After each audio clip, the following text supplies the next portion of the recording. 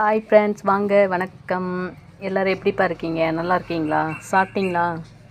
நம்ம இன்றைக்கி என்ன ரெசிபி பார்க்க போகிறோம்னா முருங்கைக்கீரை வதக்கல்.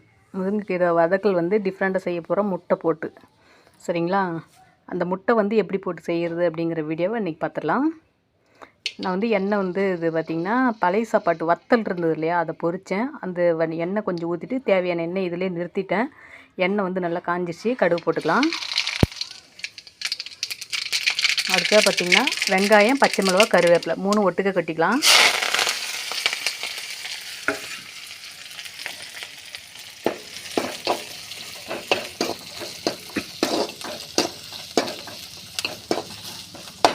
அது என்ன, அது அதுலேயும் துளி இருக்குது. பச்சை மிளகா ஒரு டைமு, கருவேப்பிலை ஒரு டைமு, வெங்காயம் ஒரு டைம் போடுறதா, அதனால தான் ஒரே டைமில் கொட்டிட்டேன். இப்போ 3மே ஒரே ஷேமில் வதங்கும் இல்லையா?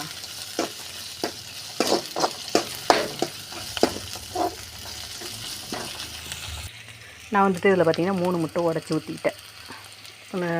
கீரை வந்து கொஞ்சம் நிறைய படுறதால 3 முட்டை உடச்சி ஊற்றிட்டேன். 3 முட்டையை வந்து கையில் செல்லு வச்சுருக்கிறதால முட்டை உடச்சி ஊற்ற முடியாதுன்றதால ஆல்ரெடி கிண்ணத்தில் 3 உடச்சி ஊற்றிட்டேன்.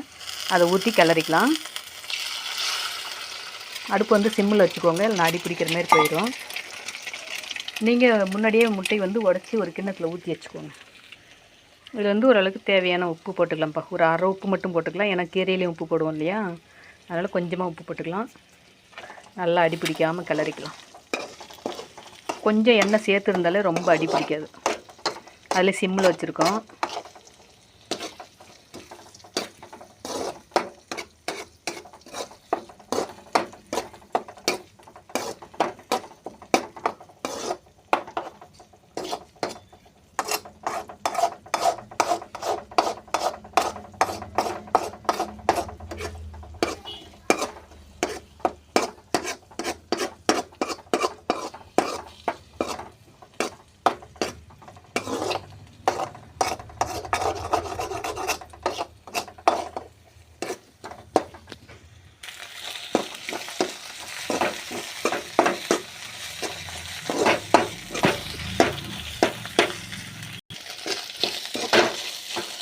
நீங்கள் வந்து இந்த பதத்தில் எடுத்து வச்சுக்கோங்க.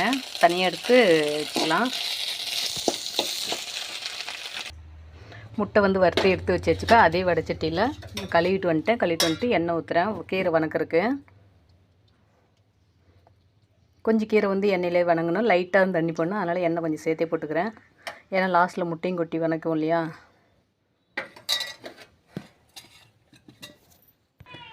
இந்த சின்ன கிளாஸில் பார்த்திங்கன்னா கொஞ்சமாக தண்ணி ஊற்றிக்கலாம், ஏன்னா கீரையில் தெளிக்கிறதுக்கு வேணும். இந்த தண்ணியில் பார்த்திங்கன்னா கொஞ்சம் உப்பு போட்டுக்கலாம்.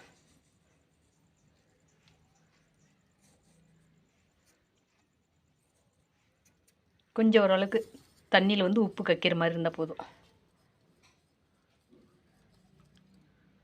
உப்பு கரைஞ்சிச்சு.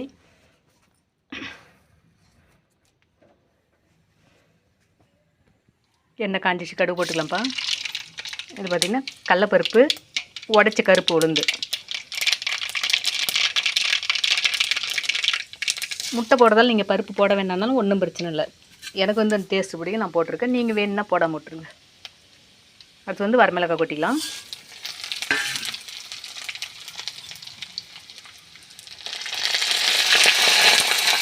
கரண்டி கழுவிட்டு வந்து ஈரமாக இருந்துச்சுங்களா,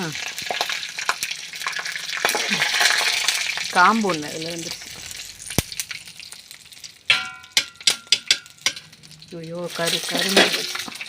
அடுத்து வந்து கீரை போட்டுக்கலாம்ப்பா. ஒரு காம்பு விழுந்ததால் எல்லாம் இதாக மிளகாய் வந்து கொஞ்சம் கருகிடுச்சு.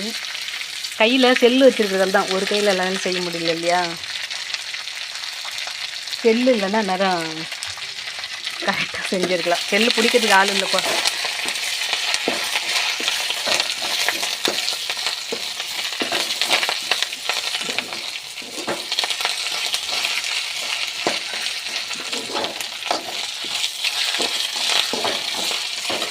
சிம்மில் வச்சுக்கலாம்.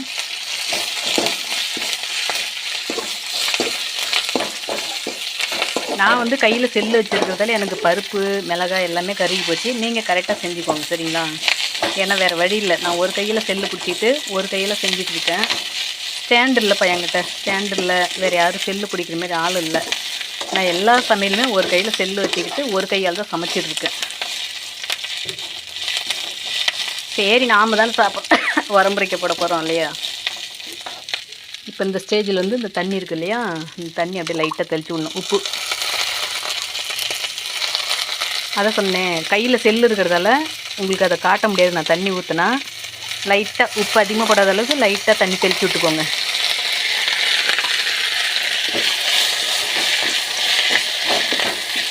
உப்பு தண்ணி வந்து போதும், ஏன்னா நம்ம வந்து முட்டையிலையும் போட்டிருக்கோம் உப்பு. இதில் ஒரு அரை உப்பு, அதில் ஒரு அரை உப்புங்கும்போது ரெண்டும் ஒன்றா செய்யும்போது கரெக்டாகிடும். கீரை மட்டும் நல்லா வணக்கிக்குவோம்.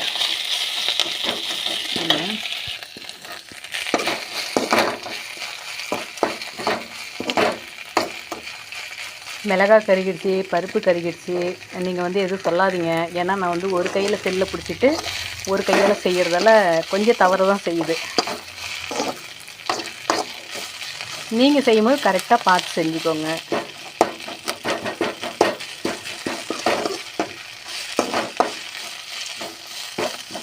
இந்த கட்டிலாம் வந்து கட்டி கட்டியாக போயிடுது இல்லையா, அதை அப்படியே கொஞ்சம் லைட்டாக உடச்சி விட்ட மாதிரி நல்லா கிளறிக்கிட்டே இருங்க.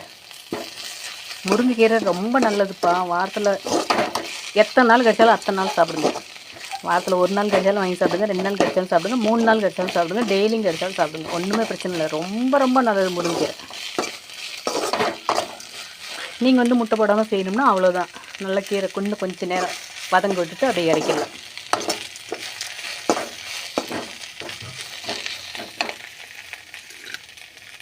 இப்போ நம்ம வந்து வணக்கி வச்ச முட்டையை பாதி போட்டு போகிறோம்.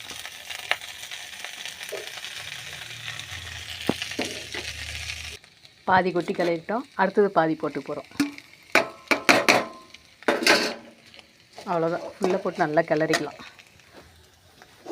அவ்வளோதான் பண்ணால் நல்லா கிளறிட்டேன். செல் வந்து வீடியோ பாஸ் பண்ணிவிட்டு தான் அதுக்கப்புறம் நான் கிளறினேன். அதுக்கப்புறம் ஆன் பண்ணிட்டேன்.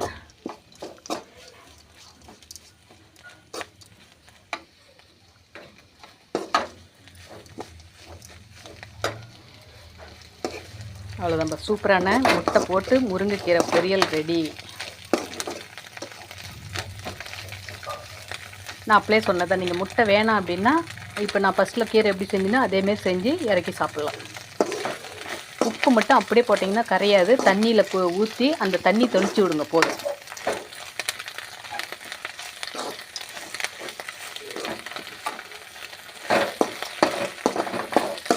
சரிப்பா, இதில் நீங்கள் உப்பு பத்தலை அப்படின்னா சாப்பிட்டு பாருங்கள். கொஞ்சம் உப்பு பத்தலை லைட்டாக தூவி நல்லா கிளறி விட்டுக்கோங்க. எப்படி பண்ணாலும் இதுக்கப்புறம் உப்பு போடுறது வந்து செட் ஆகாது. அதனால தான் முட்டையில் கரெக்டான முட்டை ஒரு 3/4 உப்பு இல்லை அரைவாசி உப்பு முட்டையில் போட்டுக்கோங்க. இதில் ஒரு அரைவாசி உப்பு போட்டிங்கன்னா 2 சேர்ந்ததுன்னா கரெக்டாக இருக்கும்.